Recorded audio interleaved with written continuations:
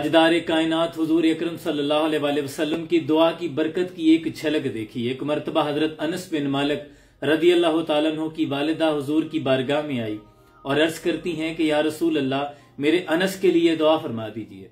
हुजूर ने हजरत अनस के लिए 3 दुआएं फरमाई, जिनमें से एक दुआ हुजूर ने फरमाई कि अल्लाह अनस के रिस्क में बरकत अता फरमा।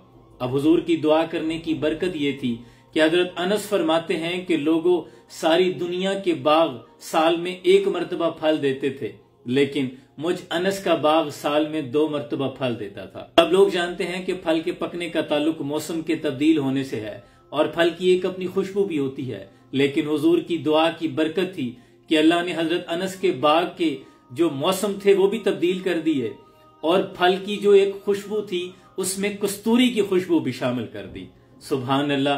पीर नसीरुद्दीन शाह साहब ने कलम उठाया कि सरकार का दर है दरे शाह तो नहीं, जो मांग लिया और भी कुछ मांग, और जो कहते हैं कि करम उनका है महदूद, उन लोगों की बातों पे ना जा और भी कुछ मांग। और दे सकते हैं क्या कुछ के वो कुछ दे नहीं सकते, ये बहस न कर होश में आ और भी कुछ मांग।